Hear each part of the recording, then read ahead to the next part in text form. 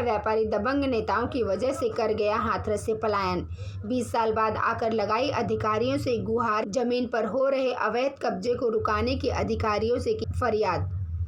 आपको बता दें, बसपा के कद्दावर पूर्व विधायक एमएलसी अब वर्तमान में भाजपा के नेता मुकुल उपाध्याय पर हाथरस के व्यापारी हनुमान प्रसाद पोद्दार ने आरोप लगाया है कि उनके द्वारा 2019 में जबरन बच्चों के अपहरण की धमकी देते हुए उनकी जमीन को लिखवा लिया गया और अपनी पत्नी के नाम पर उनका बैनामा करवा दिया गया।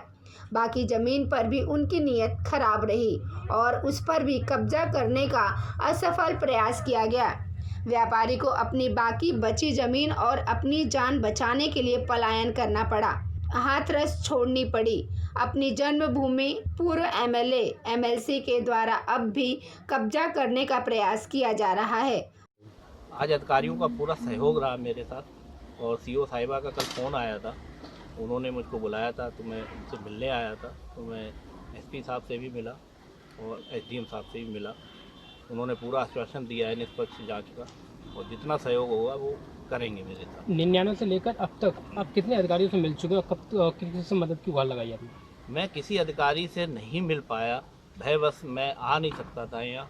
आज मुझे मौका मिला है हाथरस वालों का सहयोग और अधिकारियों का सहयोग, जिससे मैं अपनी बात को रख सकता। क्या भय लगता था, क्या पीछे भय क्या दिखाती लगता था कि कहीं मुझको मार ना दें, ये कहीं मेरा अपहरण ना कर लें।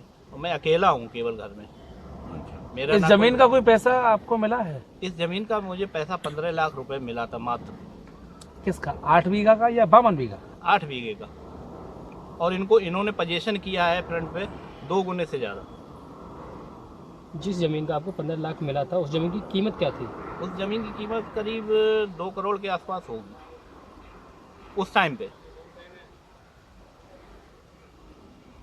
उनकी बाकी बची भूमि पर लेकिन अब समय बदल चुका है। अब उत्तर प्रदेश में योगी आदित्यनाथ की भाजपा सरकार है। इससे इस व्यापारी को हिम्मत मिली और हाथरस आकर पीड़ित व्यापारी के द्वारा जिले के सभी अधिकारियों के दरवाजों पर जाकर गुहार लगाई गई कि उनकी जमीन को पूर्व एमएलसी एमएलए से बचाई जाए।